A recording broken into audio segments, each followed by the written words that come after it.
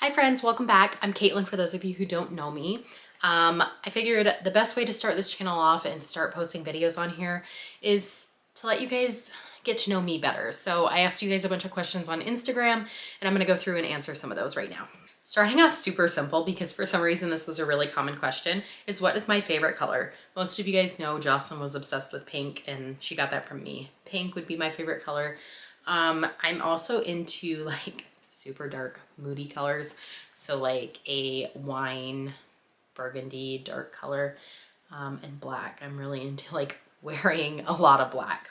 All right, so the next question is, how did I get past the trauma from my parents and become such a good mom? I just wanted to put this out there that my mom is amazing. My mom lives with us. We took her in after a really bad situation and I love my mom. Nothing bad against her whatsoever. When it comes to the men in my life though, that's where things get a little bit tricky. My dad is not the greatest person at all. My parents divorced when I was really little and he never wanted to be around much anyway. Even when they were married, he would always want to work at the bars and he would always just want to sleep all day. He was never wanting to interact with myself or my sister. And then once I had my first child, I gave him the opportunity to be able to see her. I gave him the opportunity to be able to see us, and he turned it down. So that was a huge turning point for me. I didn't really want to associate with him anymore. So my family moved to Utah and I didn't talk to him for, I want to say like 2.5 years. He basically showed me growing up what it's like to be a really bad parent. There's a lot of traumatic experiences revolving him, and I don't want to get into too much detail with those today. But he showed me what it's like to be a really awful parent, and that was something that I knew going into having kids, that I never wanted to be like him, and I never wanted to be married to someone and have kids with someone who was like him. I didn't want my husband to neglect our kids. I didn't want them to be pushed aside from him. I didn't want them to feel, honestly, not feel like they have no father, because that's how I feel. So yeah, it mostly was just a mental mindset of, I don't want to be that parent for my kids and I'm not going to be. Another question I get a lot is simply just, how am I? And I really appreciate that question more than almost anything else, because I think it's really special and it's a really intimate question, especially when you're going through something like I am. The best way I like to put it is, I am surviving. I'm pushing through each day. I'm focusing on different projects and different things like this, like doing YouTube, to try to occupy my time. I'm going to school. I have a lot of fundraisers coming up and a lot of charity events coming up. So I'm taking my grief and taking our struggles with what JOCELYN went through, and I'm turning those into something good. And I think that is what's helping me right now. I have my really bad days. I have my really good days. It's honestly the wildest, worst roller coaster ride I've ever been on. I could be going great for about 5 days. I could have some really great days. And of course, that does not ever change the fact that I miss her more than anything. And then one day I could wake up and feel like I'm back at day one again. So every day's different. A lot of people say take it day by day. It's really hour by hour, minute by minute, because that's how quickly things can change for parents like myself. So I'm okay, but I definitely am still struggling through it. When is my birthday? My birthday is December 13th. The way our kids' birthdays kind of lined up is really funny. So mine's December 13th, JOCELYN's is December 3rd, and the twins is December 10th. So I always remember it, because if you put the twins and JOCELYN together, you get 13. So we have a lot of December birthdays. I did get a couple questions about how work is going. I posted a video on TikTok.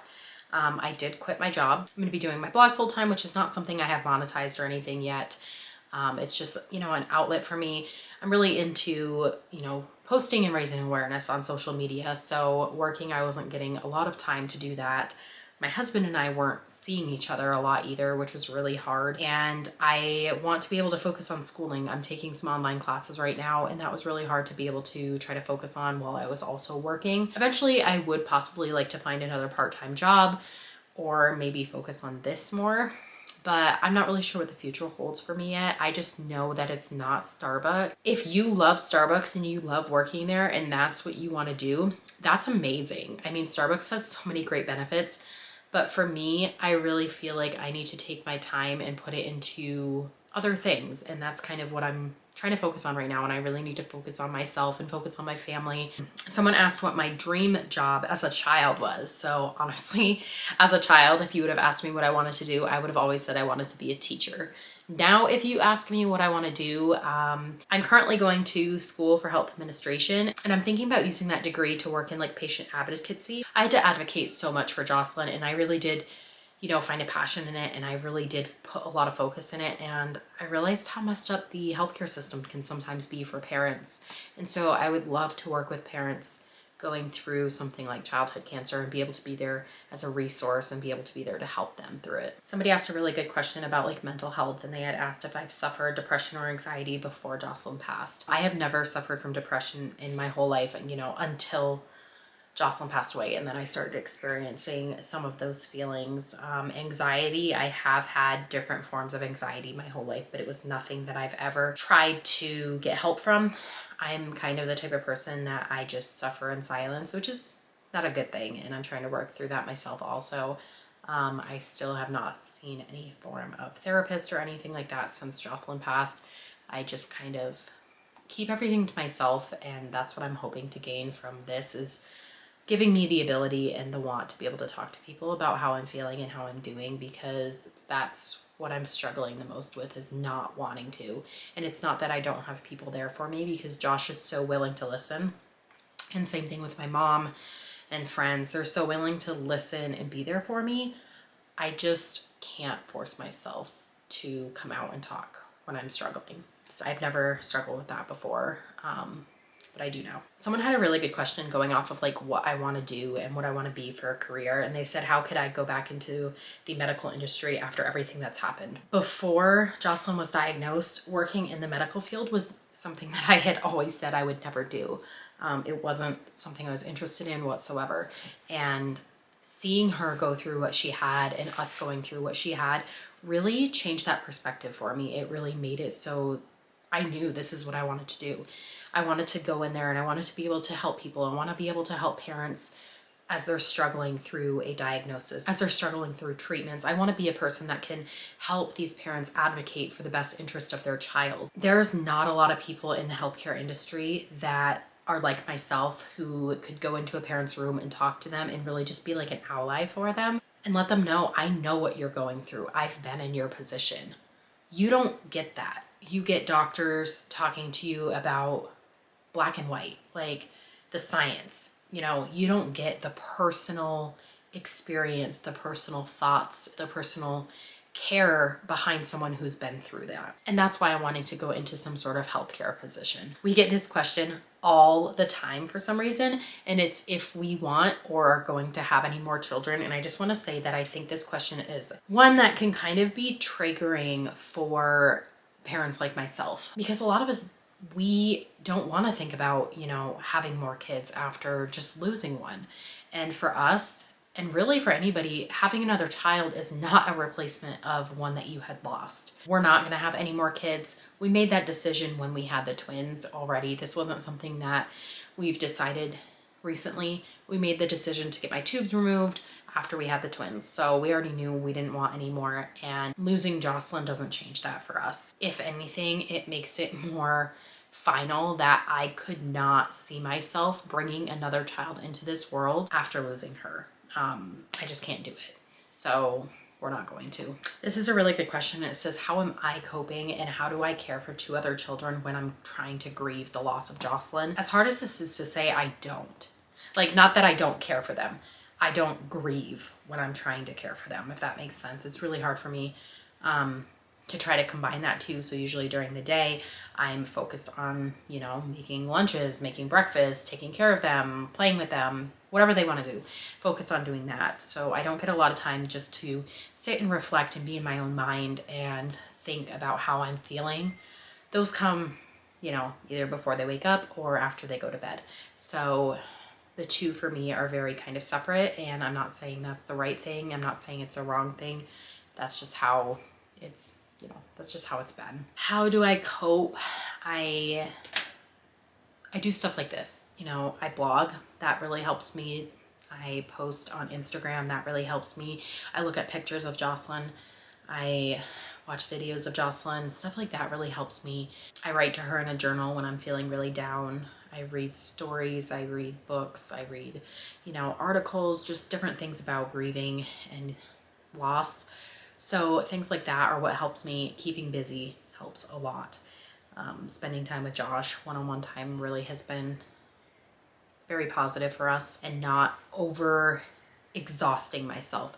When I get over exhausted, that's when my emotions are like 10 out of 10 and I'm just kind of feeling all over the place. Those are some things. I don't have a set thing that I do. Those are just some things that have helped me along the way. And for me, my biggest thing is I love talking about her. I love looking at pictures of her. I love looking at videos of her. Just, I could do that all day long. And it really helps. It's not something that makes me feel sad. It really helps me stay positive. Another just random question is, where am I from? My husband and I are both from New York. We currently live in Utah though. This is a good one though, about, you know, medical background information. And they were asking if I had any medical background or medical knowledge before JOCELYN's diagnosis, and absolutely not. I knew nothing about cancer. I knew nothing about, you know, anything medical. I didn't know anything at all. And that could probably be really surprising to people, because when she was diagnosed, I took it upon myself to learn every single thing I possibly could, and I wanted to educate myself. Everything about ATRT and everything about her case and her diagnosis and her treatments, and just, I wanted to know it all. But prior to her getting sick, I had no medical knowledge. What is like my go-to music? I'm really into like the older 90s, early 2000s style music, country, R&B, pop, you know, hip hop, back from that genre is like usually my go-to. Favorite TV shows. All-time favorite TV show is Castle. Love Castle. Grey's Anatomy. Love watching Grey's Anatomy. Crime shows, cooking shows, home decor, home building, shows like that. I love reality TV. Is one of those like weird bingey type things that I like watching. Those are like my go-tos. I had a lot of questions asking if I have any siblings. I do have one sister. She lives in New York. Somebody said we know and have an idea of like what my mom life goals are, but what are like Caitlin's goals? It's really hard for me to separate the two, because I just find my whole identity is based around my kids. It's based around my family. I'm struggling a lot with trying to find my own Caitlin identity. I don't know who I am right now. I'm JOCELYN's mom. I'm the twins' mom. I'm Josh's wife. I'm, you know, this girl that shares her life online that's grieving the loss of her child. Like, that's who I am. So I find it really hard to figure out my own wants, my own goals, my own needs. That's just not something that's been in my thoughts a lot lately. If I had to say anything at all, it would honestly just be really successful. That is like my main goal. I want to be able to help people in the future. If that's, you know, creating a nonprofit organization in JOCELYN's memory, if it's working in healthcare setting, helping parents, helping patients, you know, whatever that may be. I just want to be successful. That's what I long to do. I want to be in a spot in my life where I feel comfortable and I feel genuinely happy again, but I do think it's going to take me a while to get there. Another random one is, where do I get my clothes? Because they look so beautiful on you. Thank you so much. You are so sweet. Most of the outfits I wear are Team JOCELYN and childhood cancer merch. It is what it is. I get a lot of stuff from Stitch Fix, surprisingly, and I get a lot of stuff from Old Navy, love Old Navy, American Eagle. I'm trying to think where else I shop. Target sometimes. Nothing crazy, honestly. I'm not like super fashionable. I really want to switch up my fashion and my style, but I just haven't. What is my Starbucks order? I was really loving the iced sugar cookie latte with oat milk. They don't have that anymore, so my go-to is usually like an iced brown sugar shaken espresso with either like a pump of pistachio or a pump of white mocha in it. I love espresso drinks. So I'm gonna finish this off. I literally have pages and pages of questions, but I feel like there's so many that we'll do a part 2. some other time. So the last question I'm going to do is, what are my goals for 2022? And I like that because trying to think of long-term goals, as in, you know, the next 5-10 years, is really hard for me because I don't know where my life's going to be.